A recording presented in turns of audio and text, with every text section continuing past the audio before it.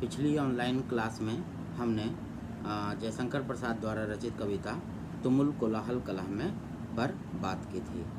तुमुल कोलाहल कलह में कविता पर बात करते हुए मैंने यह बताया था कि यह कविता कामायनी के निर्वेद सर्ग से ली गई है और निर्वेद का अर्थ होता है वैराग्य की स्थिति। और कमोबेश कामायनी के जो नायक हैं मनु, तो मनु की स्थिति भी जो है वो वैराग्य की सी है। और उसी संदर्भ में श्रद्धा विश्वास जगाने की बात करती है, अपने मन के अंदर विश्वास जगाने की बात करती है मनु को। तो उसी के ऊपर आधारित है तुमुल कोलाहल कलह में कविता, जिसका हमने पिछली बार जो पाठ किया था वो आधा ही पाठ हुआ था। उससे आगे हम लोग आज शुरू करेंगे अपनी कक्षा। तो आइए आज पाठ करते हैं बची हुई शेष कविता का। जहाँ मरु ज्वाला धधकती, चाहत की कण को तरसती, उन्हीं जीवन घाटियों की मैं सरस बरसात रे मन। जहाँ मरु ज्वाला धधकती, चाहत की कण को तरसती, उन्हीं जीवन घाटियों की मैं सरस बरसात रे मन। मरु ज्वाला रेगिस्तान में व्याप्त ग्रीष्म ऋतु की प्रचंड गर्मी। इसका एक अर्थ यहाँ पर वेदना की जो तीव्र आग है उससे भी संबंधित है। चातकी, चातक एक तरह का पक्षी होता है। कण एक तरीके से पानी की बूंद। जीवन घाटियाँ, जीवन रूपी पर्वत की घाटियाँ। सरस मतलब जिसमें रस भरा हुआ हो या रसमयी या फिर जल सहित आनंदपूर्ण। श्रद्धा यहाँ कहती है कि जिस प्रकार पर्वत रूपी घाटियों में वर्षा न होने के कारण रेगिस्तान रूपी गर्मी प्रचंड रूप धारण कर लेती है और वहाँ पर चातक स्वाति नक्षत्र में बरसने वाले जल के एक एक बूंद के लिए दिन रात उसकी ओर ताकती रहती है, बेचैन रहती है। जब प्राणियों के जीवन में वेदना के तीव्र आग धधकती है और उनकी आत्मा आनंद के एक एक कण को प्राप्त करने के लिए तरसती रहती है, तब मैं उन प्राणियों के जीवन में आनंद की वर्षा उसी तरह करती हूँ जिस तरह पर्वत की घाटियों में वर्षा ऋतु में जल वृष्टि होती है।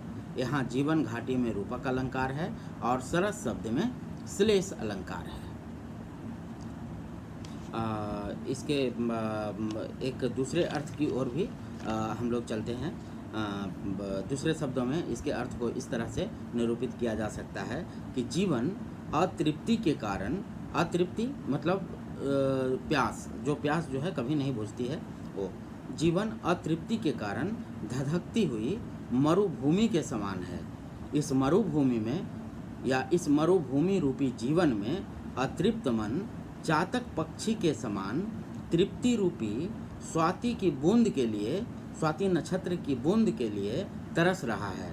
जीवन की उन्हीं जलती घाटियों में तृप्ति की सरस वर्षा के समान हूँ। जीवन की उन्हीं जलती घाटियों में तृप्ति की सरस वर्षा के समान हूँ, अर्थात अतृप्ति के कारण सूखे जीवन में संपूर्ण तृप्ति हूँ। जहाँ बूंद की इच्छा है वहाँ मैं पूरी बरसात हूँ। इससे आगे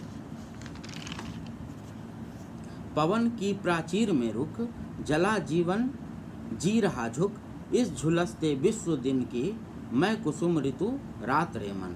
प्राचीर का अर्थ है चार दीवारी। जला जीवन वेदना की आग से व्यथित जीवन। इसका जो एक सामान्य अर्थ है उसकी ओर देखते हैं। शब्द सा जो अर्थ होता है कि जिस तरह गर्मी के दिनों में हवा चलनी बंद हो जाती है और गर्मी की प्रचंडता से सभी मनुष्य अपने प्रचार अर्थात अपने घर की चार दीवारी में बंद होकर गर्मी से जलते हुए अत्यंत दीनहीन होकर जीवन यापन करते हैं, ऐसे झुलसते स्थान में रात्रि के समय जब ठंडी हवा चलती है तो ठंडी हवा की तुलना कवि ने कुसुम ऋतु मतलब कुसुम का अर्थ है फूल, मतलब जिस ऋतु में फूल खिलते हैं अर्थात वसंत ऋतु, तो वसंत ऋतु से उसकी उपमा कवि ने की है। उस ऋतु के समान जब ठंडी हवा चलती है तो मनुष्य का तप्त शरीर शीतल और आनंद से परिपूर्ण हो जाता है। मनु को संबोधित करते हुए श्रद्धा कहती है कि हे मन, प्राण वायु के लिए बने हुए इस प्राचीर अर्थात आपके शरीर में, जो कि आत्मा की वेदना से जल रहा है और अत्यंत दीनहीन जीवन व्यतीत करता है, मैं तुम्हारी वेदना को दूर करने के लिए तुम्हारी झुलसती आत्मा को सुख और आनंद प्रदान करने के लिए ठीक उसी प्रकार वसंत ऋतु के समान प्रवेश करती हूँ और तुम्हें शालीनता, सुख और आनंद प्रदान करती हूँ। वेदना की समानता ग्रीष्म की आग से की गई है। इसका दूसरे शब्दों में इसके अर्थ को भी देखते हैं कि श्रद्धा क्या कह रही हैं। श्रद्धा ये कहती है कि दुनिया के बंधनों में, कर्मकांडों और अनुशासनों में व्यक्ति का जीवन जकड़ गया है। इस जागतिक व्यापारों के भार से जीवन जल रहा है तथा अब उसकी शक्ति, उसकी ऊर्जा जवाब दे रही है। जीवन श्रमित और क्लांत होकर झुक चुका है। जीवन में व्याप्त कठिनाइयाँ, परेशानियाँ, व्यवधानों, छंदों, बंधनों, अनुशासनों से ग्रीष्म की दोपहरी के समान जलते जीवन में मैं कुसुम ऋतु की रात अर्थात बसंत ऋतु की सुंदर सुहानी रात हूँ। आगे अगला जो पैराग्राफ है कविता का, उसको हम लोग देखते हैं। चिर निराशा निर्धर से प्रतिच्छायित अश्रु सर में मधुप मुखर मरंद मुकुलित मैं सजल जल जात रे मन। चिर निराशा मतलब अनंत काल से आशा का पूरा न होना। निर्धर बादल या जल को जो धारण करने वाला हो अर्थात बादल। प्रतिच्छायित मतलब छाया हुआ। अश्रुसर अश्रु से भरा नेत्र रूपी तालाब। मधुप का अर्थ है भौरा। मरंद का अर्थ है मधु सुगंध। मुकुलित का अर्थ है कलियों से भरा हुआ, गदराया हुआ। जलजात का अर्थ है कमल। चिर निराशा निर्धर से प्रतिच्छायित अश्रुसर में मधुप मुखर मरंद मुकुलित मैं सजल जल जात रे मन। प्रस्तुत पंक्तियों में कवि श्रद्धा कहती हैं कि जिस तरह सरोवर के ऊपर बहुत दिनों तक बादल छाए रहते हैं परंतु कभी वर्षा नहीं होती और वर्षा न होने के कारण उसका जल घट जाता है और कमल सूख जाते हैं, उसी तरह वेदना से भरी हुई आंसू से भरी हुई आँखों में जल लंबे समय से आंसू से भरी आँखों में जब लंबे समय से निराशा छाई रहती है तब उसकी संपूर्ण सरसता, उमंगता सब कुछ समाप्त हो जाती है।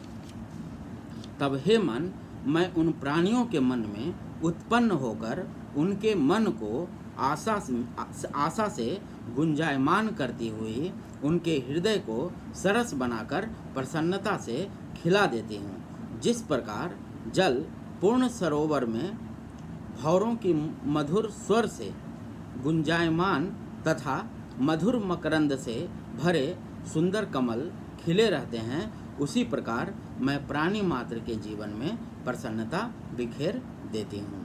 निराशा, निर्धर, अश्रुसर आदि में रूपक अलंकार है। इसके एक दूसरे अर्थ को देखते हैं कि कवि इसमें क्या कह रहे हैं।